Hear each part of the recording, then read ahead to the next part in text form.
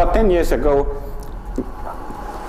a group of scientists and medical doctors came together and we started discussions on Estonian biobank.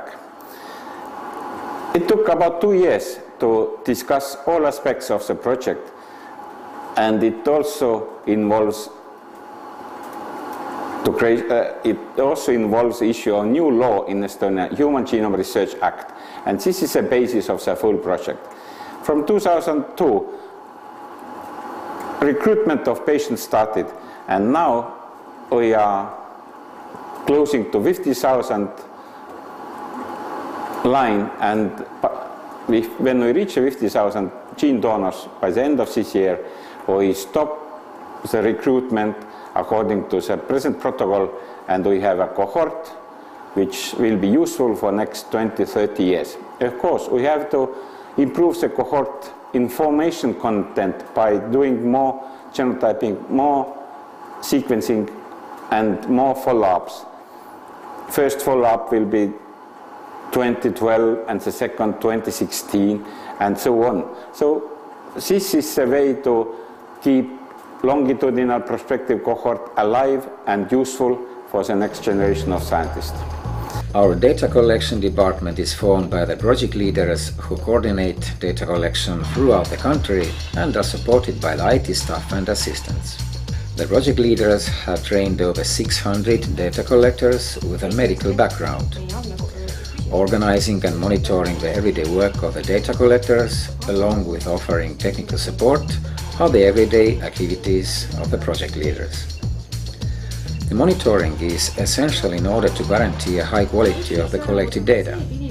All activities of the Estonian Genome Center fall under the regulation of ISO 9001/2008 directives. The data collection offices receive individuals who have previously registered to become donors. The donors are first asked to read and sign the gene donor consent form.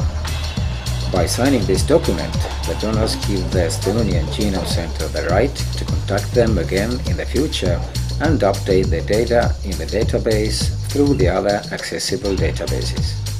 The signed consent forms also certify that the donors agree to have the data used in the anonymous scientific studies, and they have been granted the right to obtain personal genetic information from the Estonian Genome Center in the future if they so desire. Signing the consent form is followed by measuring and recording the donor's objective parameters and drawing of a blood sample.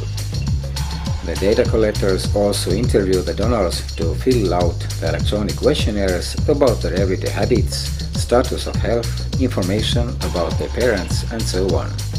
The interview lasts for about an hour. The filled out questionnaires are forwarded to Genome Center in an encrypted form. The blood samples arrive at the Genome Center independently of the questionnaires, labeled with barcodes to maintain anonymity. Why we are doing it? Already 10 years ago was clear that genetic variations between humans are responsible for phenotypic variation. Some people are tall, some are short, some are smarter than others, and some get one disease and others get another disease, and some react well to drugs, and some people are not responders at all. So all this is based on, or most of it is based on genetics, and we have to learn it, we have to understand it in order to better treat people, to diagnose them better, and to have smart ideas how to develop drugs and to which targets. The couriers deliver the donor consent forms and blood samples from the data collection offices to the Estonian Genome Center. The coding center validates the consent forms and issues permissions to receive and catalog the blood samples.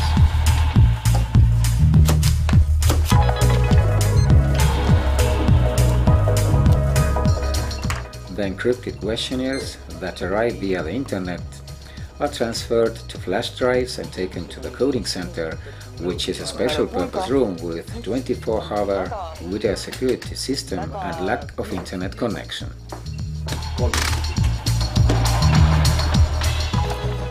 The blood samples move on to the laboratory where they are processed by removing the blood plasma and the white blood cells.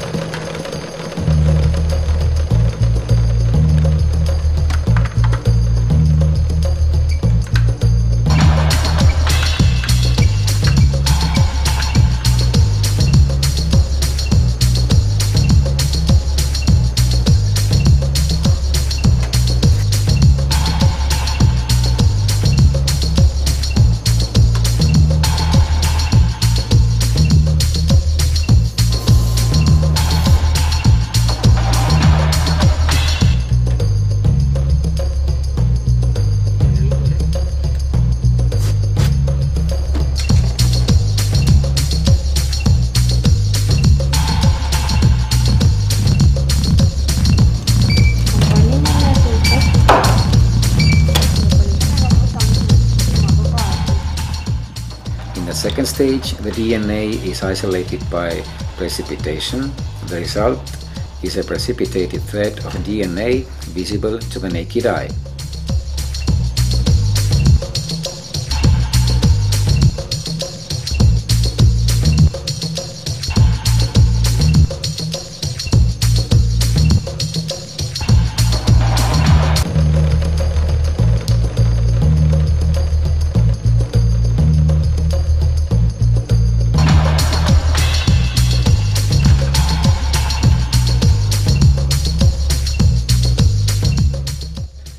Sample identities are checked for correctness. The DNA is treated with various chemicals and dissolved in an aqueous solution for storage. The quality of the DNA samples is checked before storage.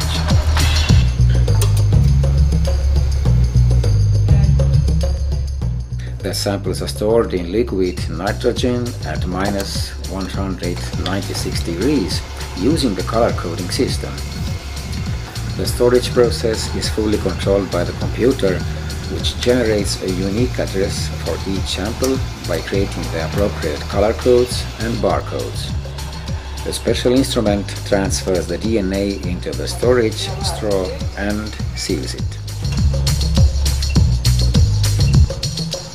The packaged samples are next moved into biostorage. They are initially placed at minus 70 degrees and eventually at minus 196 degrees in liquid nitrogen. Under these conditions, the samples will retain their quality for tens of years.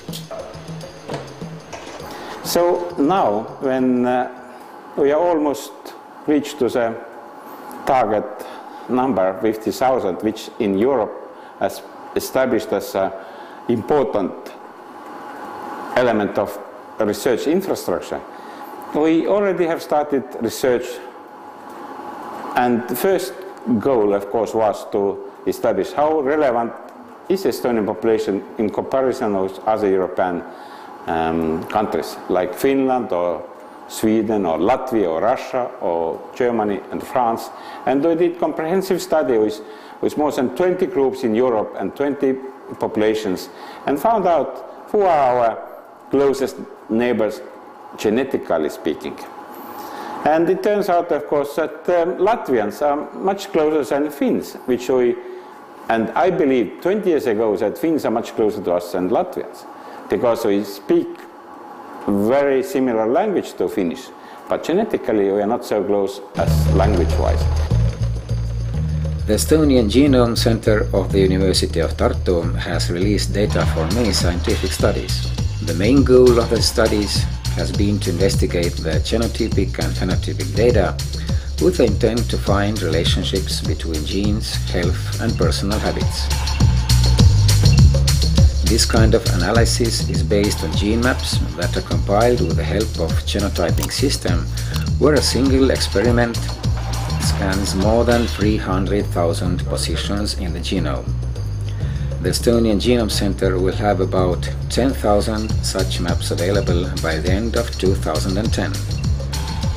The studies are validated with the use of carefully chosen control groups from the database.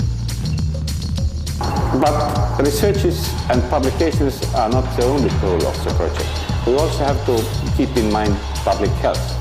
And by using information we already have, and hopefully every week will bring new information into gene-phenotype interaction.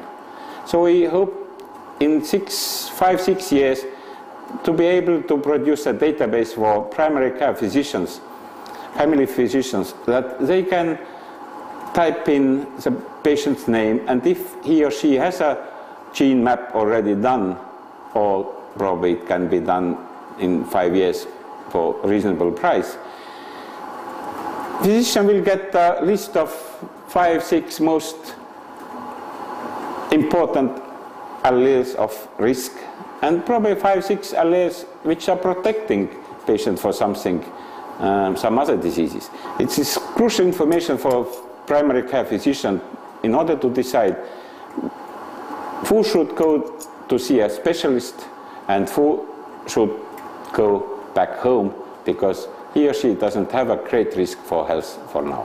This is the goal of Estonian Genome Project, that not only research but also public health should benefit from the investment which has been done here by private and governmental organizations.